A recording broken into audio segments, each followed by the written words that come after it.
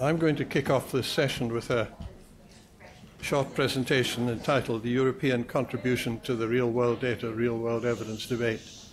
And I promise I'm not going to mention anything about Brexit, and I'm not going to mention anything about the political chaos in the United Kingdom at the present time, but both Brexit and that chaos could well do with a big injection of real-world evidence.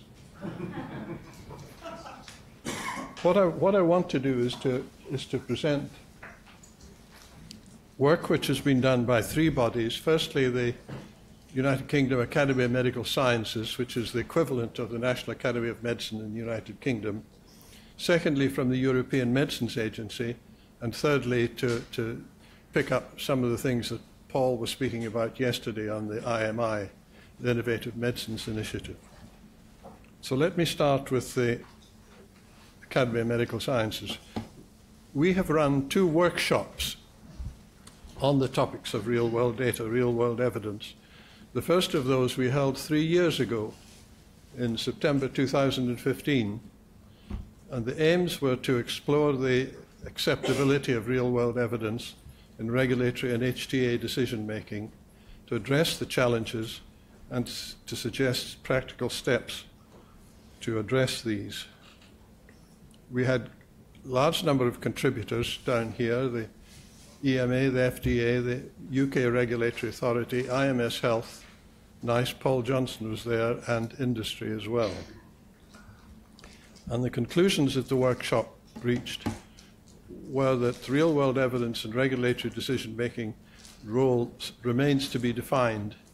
It is being used, it was being used even 3 years ago in pharmacovigilance, but much less in the licensing of medicine. And there was a need for better definition and standards to be used by all stakeholders, and a need for standard IT monitoring system, which means that electronic health record systems in the UK were in a pretty bad state. The second workshop we held earlier this year, the same contributors, with the exception that we had representatives from the National Academy of Medicine. And the conclusions from that were that compared to the United States, progress in this area of real-world evidence, progress was relatively limited.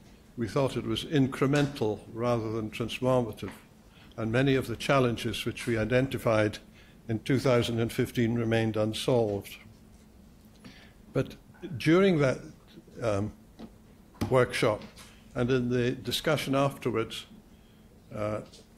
we strayed into the question of early access and evidence, starting off with how data becomes information and how information can become evidence and how that evidence can be used in decision-making. And we also went back to basics about definitions. We defined big data as large sets of information which needed to be specialized computational tools to help analysis. Real-world data we considered as a subset of big data relating to patient health status, delivery of routine health care, collected from a variety of sources, the usual ones: electronic health records, claims, product and disease registries, and social media. Real-world evidence we considered as evidence drawn from real-world data through the application of research methods. And here we made an interesting suggestion that there should be a subgrade or a supergrade of real-world evidence, regulatory grade real-world evidence. And that had 5 criteria. Firstly, it should define the scientific question to be answered. Secondly, it should identify study design. Thirdly, it should be specific in the real-world data it used. It should be rigorous in data standards and analytical methods, and it should comply with regulatory standards. And real-world evidence, we thought, was being used even this year largely by regulators in the evaluation of product safety and by payers in the decisions on coverage and reimbursement. And the HTA was probably more active than regulators in this. But there were 2 other interesting inputs into this workshop.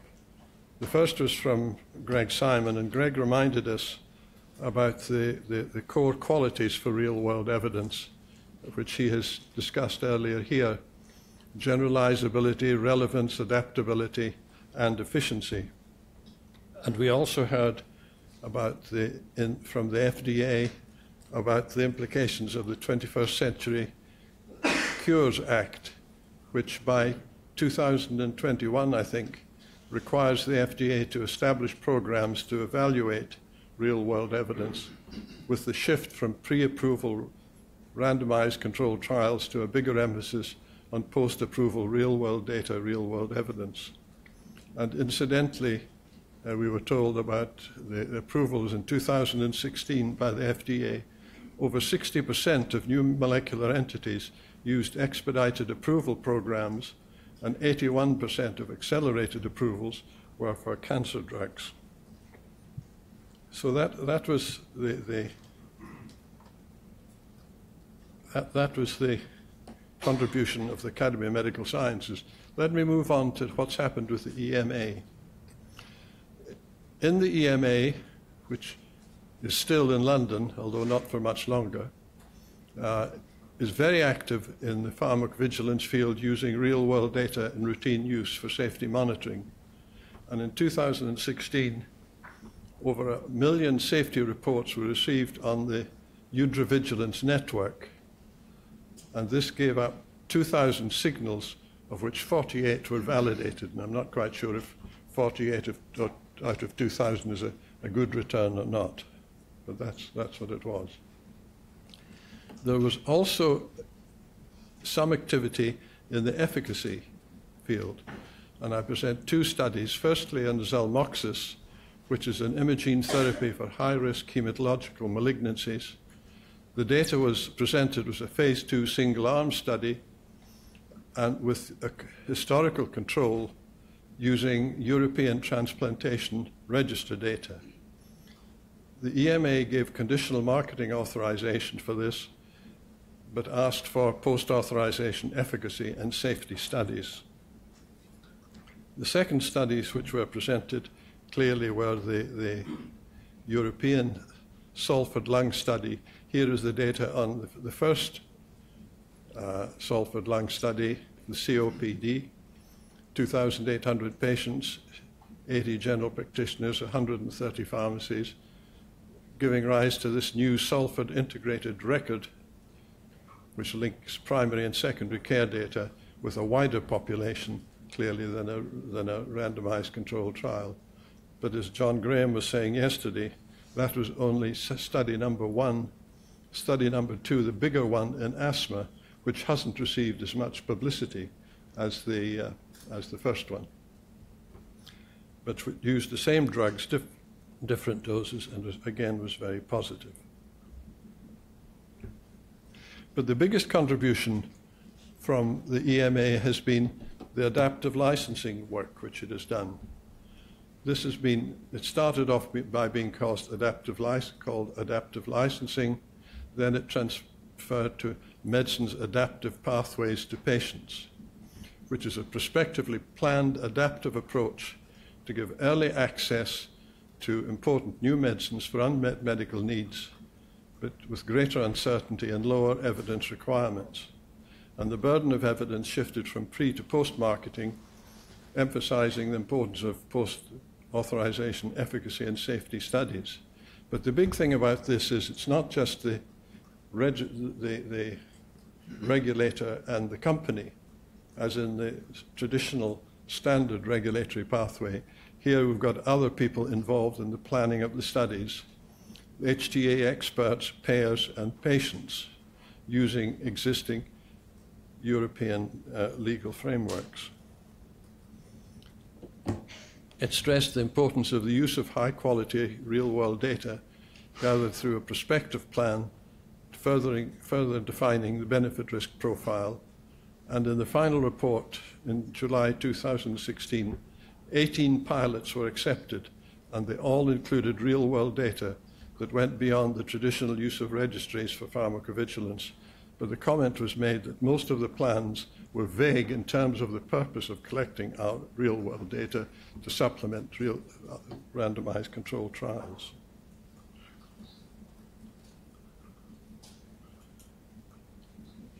The other contribution that the EMA made in March 2016, it joined with the heads of medicines agencies, medicines regulatory agencies, to form a task force to explore how big data could support innovation and medical development, to map the relevant sources of big data, to identify the usability and application of big data, and to design a big data roadmap. That's a pretty big ask, I think. And this group has 18 months to complete the work and report back. But with the current chaos of the move of the European Medicines Agency from London to Amsterdam and the problems associated with that, this report has not been completed. So thirdly, let me mention briefly the IMI-funded programs. The IMI, as Paul told us yesterday, it's a public-private consortium launched in 2008. The consortium is pharmaceutical companies, academia, regulators, and academia. It's got a budget from 2014 to 2024 of 3 billion euros, half of which comes from industry, and it's currently supporting 50 projects. These are 4 of the projects which are of interest to this topic, and let me just outline them briefly. IMI Get Real, which Paul spoke about, a 3-year project launched in 2013, aiming to show how robust new methods of real-world evidence collection and synthesis could be adopted for early research and development and healthcare decision-making, bridging the gap between efficacy and effectiveness with the aim of getting drugs to patients earlier. IMI Protect, which is an aphorism for pharmacoepidemiological research outcomes of therapeutics by a European consortium. The aim is to strengthen the monitoring of benefit-risk of medicines in Europe with the inclusion of patient and public involvement. It addresses limitations of current methods in the fields of pharmacoepidemiology and pharmacovigilance. It was evaluated in 2016, and all its objectives and deliverables were achieved, mainly in the field of signal detection and evaluation and the use in routine pharmacovigilance. Thirdly, IMI Adapt Smart, and that's a support action facilitating and accelerating the availability of medicines adaptive pathways. Established in 2014 for a 10-year period with the aim of developing the new generation of vaccines and medicines as new antibiotics to build up European pharmacology and drug development. It's built on lessons learned from the first phases of IMI, which were started in 2008, and it tackles Europe's growing healthcare challenges and the future competitive of Europe's pharmaceutical industry. And finally, a very interesting one, IMI Web RADR, which you might not have heard about. This is to develop a mobile app for patients and healthcare professionals to report ADRs and investigate the potential for publicly available social media to identify drug safety. And the reports from the mobile app will be compared with those received via established reporting schemes for the usual criteria of completeness, quality, and value for the detection of safety issues. It was launched in 2014 for a 3-year period and led by an expert consortium of experts from industry and regulatory authorities and academia. So in summary, the field of real-world evidence is active in Europe in several areas, mainly still in the area of safety, but increasingly in dosing, drug-drug interactions, the sequence of therapies, the expansion to subpopulations and new indications. And I think a especially important one is its use in repurposing. And the post-marketing requirements and commitments in Europe speak are post-authorization efficacy and safety studies. So let me leave it there and introduce the members of the panel, and we can take on some of these points later. Thank you.